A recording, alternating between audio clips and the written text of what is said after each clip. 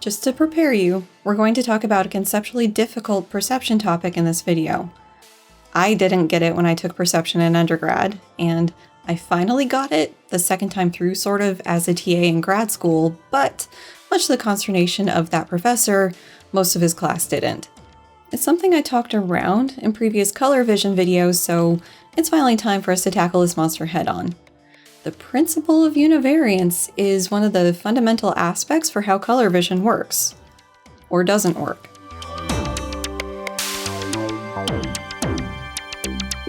This video made possible thanks to the continuing support of viewers, patrons, and PayPal pals like you. Thanks! Hi, welcome back to the channel. Glad I didn't scare you off with that intro. But I think it's important to give people a heads up when something is going to be tricky, especially when it's something that I couldn't wrap my head around for a while. Maybe I am just such a good explainer that all these warnings will have been for nothing, but I have no illusions that that's actually the case. My favorite professor couldn't do it in one, and he had a lifetime's worth of experience in teaching this topic, so yeah, we'll see how this goes. Also, we're going to be revisiting a couple concepts I've talked about on the channel before, so if you start feeling some knowledge deja vu, that's probably why. Alright, enough hype, let's go.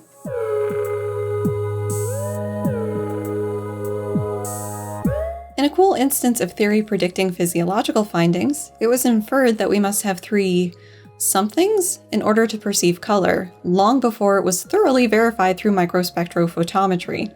We're going to start with the longest word first, and then work backwards from there. Micro, meaning small, spectro, indicating we're looking at the wavelengths of light present, so what's emitted or bounced off of something, and photometry, for the measurement of light. So altogether, this means microspectrophotometry is the measurement of light wavelengths present for small objects. The next part is unavoidably jargon heavy, so here's a quick refresher. We typically talk about light in terms of its wavelength, in nanometers by convention. For ease of understanding, I'll map the colors for the visible part of the spectrum in the upcoming plots, because not everybody just knows what the different nanometers corresponds to in color. I certainly don't. The retina is a structure at the back of the eye where the light-sensitive cells are housed. These light-sensitive cells are photoreceptors. They work by the pigment at one end of the cell going through a structural change when it captures a bit of light called a photon, resulting in an electric signal being sent off for further processing. We have two main types of photoreceptors, rods and cones. Cones support color and high detail vision, while rods are better in lower light settings and in detecting movement. For a more thorough description of all of this, check out my video on the visual processing flow. A trichromat is somebody who has three distinct types of cone photoreceptors and has what we would consider average color vision. A dichromat is somebody who is missing one of those three types of cones and so has different than average color vision. Okay, back to microspectrophotometry. In this context, it involves shining a progression of known wavelengths of light onto very small sections of donated human retinas and seeing how much of that light is absorbed by the pigments at the different wavelengths. And this is what was found by the first people who did that. This plot is showing the amount of light absorbed by the four types of photoreceptors at the different wavelengths of light. As shown, all photoreceptors are not the same. They have different absorbency curves, meaning they have a differential ability to absorb light at any given wavelength. We'll go through each in a sec, but first notice the somewhat Gaussian shape to the curves. This means that each type of photoreceptor is most likely to absorb light at the wavelength corresponding to the curve's peak. But as you shift away from that most preferred wavelength, the photoreceptor is still able to absorb light, just not as effectively. One way to think about this is the probability that a type of photoreceptor will absorb light at the different wavelengths. At the peak, practically, at least as far as you can go in a biological system, because they tend to be noisy, all light of that wavelength will be absorbed. As you move away from the peak, the odds of absorbing the light decrease. At the wavelengths associated with the absorbency of 50, you basically have a 50% chance that the light will be absorbed. Also, something else to keep in mind, when a photoreceptor absorbs light and sends a signal, there's only one signal strength. So the signal rates would differ between a given intensity of light at the peak wavelength or at the 50% point. The rods, which aren't really used in color vision, have a maximal absorbance just under 500 nanometers. Why these have a wavelength dependency is a topic for another day, so we'll move on to the cones. The cones with the peak at the shorter end of the visible light spectrum are called the S cones. The cones that peak around 530 nanometers are called the medium or M cones. And last but not least are the L cones, which have the longest wavelength absorbance potential of the photoreceptors. We're going to leave this plot and the photoreceptors' absorbency for a few to talk about the behavioral results that predicted these differences. In the 1800s, psychophysics was becoming a popular field of study, and the basic idea here is to link the physical world to our perception of it. And I think it's kind of fun looking back at the historical experiments because of the sheer amount of creativity and ingenuity they used to try to be able to do and measure what they wanted to. And some of these experiments involved color matching. Thomas Young proposed towards the start of the 1800s that we must have components in the eye sensitive to just 3 colors of light. This was not well received at the time, to put it lightly. Some years later, Hermann von Helmholtz, yes, the nerve speed conduction test guy, worked out that you could create white light through pairs of colored lights, known as complementary colors. And this was done through the use of prisms, where you're taking like sunlight in and masking out the parts of the spectrum you don't want and shining them together. Turning this to Young's theory, Helmholtz worked out these curves. And basically, starting with 2 light sources, so 2 prisms with the masks, and combining them, and combining all sorts of different combinations and seeing what comes out. And doing that, you can make a whole bunch of different colors, but you can't make them all. In order to make a good representation of the different colors that we can see, you need 3 light sources to do that. And so these curves are basically what the mechanisms in our eye would need to be sensitive to for this to work. An interesting problem falls out of this demonstration, though. We basically get white light from the sun, which is a combination of all the different wavelengths of light in the visible spectrum. But we can also perceive white if we combine blue and yellow or other complementary pairs.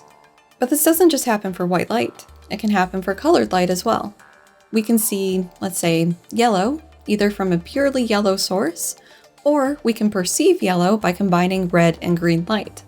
And the wavelength profiles of these 2 stimuli are different, but our perception ends up being the same. These physically distinct but perceptually similar colors are called metamers. And unless you have a bunch of really nice lights with gels or slide projectors with really nice gel slides, the easiest way you can sort of replicate this or at least simulate it at home is with Photoshop. For simplicity, set the image mode to RGB, then have splotches of different colors on separate layers, with the layer blending set to screen. I'm sure you can also do this in GIMP, although I'm not familiar with the steps there. Colors! James Maxwell, yes, the electro and magnetism guy, did an experiment taking advantage of metamers that I really want to talk about. You know those spinning tops toys for kids that you spin? Well, Maxwell made a version of that for this color matching experiment. In the color matching experiment, it is the participant's job to match the colors on this disc. So the disc has 2 parts. There's an inner part that they're trying to match to, and an outer part that they have control over. So there's different color chunks that they can change the size of. And then when this is spun, those outer chunks sort of blur together and mix, essentially sort of like the red and green light we were talking about earlier. And so it's spun up, see what color it is and how far off, if it needs more blue, if it needs more red or whatever. And so they change the size in that outer disc until they have a match. So then you can record the relative proportion of these component colors for that target color, and do this for all kinds of different colors. The important finding from this experiment is that a person without any color deficiencies, so no form of color blindness, needs just 3 colors to make any color that they can see. You know, like the RGB clusters in LCD screens. Want something pure red? Make sure the proportion is 100% red. To make a lovely shade of purple, have the red at half its total strength, green at 1/3, and blue at 3/4. A person with the more common types of color deficiencies needs just 2 colors to produce their visible spectrum, although their color matches will probably look a bit odd to somebody who has all 3 cone types, but more on that later. For now, let's get back to those absorption curves. Okay, so we know that the average person has 3 types of cones. Why do we have so many? Why can't we get by with just 1? To answer that, let's build up a system in complexity, starting at the ground floor. So you have an organism that has no photoreceptors. So no matter how much light is being shown on it, there's nothing sensitive to photons and interacting with them to send signals when they're being absorbed, so it doesn't see. No vision, no color vision, easy peasy. Let's say someone only has one type of photoreceptor. For convenience, we'll use M cones, but the effect would roughly be the same with any distribution. So they have something that can grab photons so they can see when light is present. Progress. Because of the absorbance of the pigments in the M cones, in even lighting conditions, things greenish in color will appear to be the brightest as the greatest number of photons will be absorbed. As things shift towards blue or yellow wavelengths, things will appear to be more dark because less of those photons will likely be absorbed. Other than shorthanding for wavelength, notice I haven't said anything about color information itself, only brightness. This is because, despite this cone type having differential ability to absorb different colors of light, all this cone can do is indicate when light has been absorbed. Remember, it's practically a binary signal, on or off. Light has been absorbed or it hasn't. When the wavelength of light is closer to the cone's maximum absorbency, it'll be sending on responses faster, move away from the peak, and the speed of the on signals decreases. But at, say, 75% max, there's no way to tell if we're in cyan or yellow territory. The M cone will respond in a similar way to those two colors. Pesky little Metamers again. But all of that is assuming one intensity of light. We can fool the system by changing the intensity of that light. For cleaner math in this demo, we're going to assume that these cones are perfectly following this curve, and that the noise inherent in biological systems is not going to be present. For this demo, we have a light with settings for wavelength and intensity, which is just going to be in arbitrary units, don't worry about it. At 530 nanometers and intensity of 500 photons are absorbed. At the same brightness, but 500 nanometers, 375 photons are absorbed. Same as 565 nanometers. Still at brightness 5, but shifting the light to 460 nanometers, now 250 photons are absorbed. Same happens at 580 nanometers. Quick note, the physical property of intensity usually relates to brightness, if that makes this clearer for you. Now, if we crank the intensity to 10, at the photoreceptor's peak, 1,000 photons will be absorbed. At 460 and 580 nanometers, 500 photons are absorbed. This is the same amount absorbed as when the light was less intense at the cone's peak. This leads to more metamers. Because the intensity of light can change, there is no reliable way to perceptually anchor the relationship between the wavelength of light and the resulting signal from the cones. Without that relationship, you can't have color vision. This is the principle of univariance. A single type of photoreceptor will give similar signals to different combinations of wavelength and intensity of light. As such, a lone photoreceptor variety will be unable to support color vision, as you need to be able to distinguish between wavelengths. Everything will instead be in various shades of gray.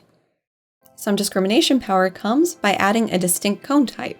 Let's add S cones to the mix. We now have two signal generators with two separate absorbance abilities. Let's see what this perceptually buys us. Using that same demonstration light with variable wavelength and intensity, we see a benefit right off.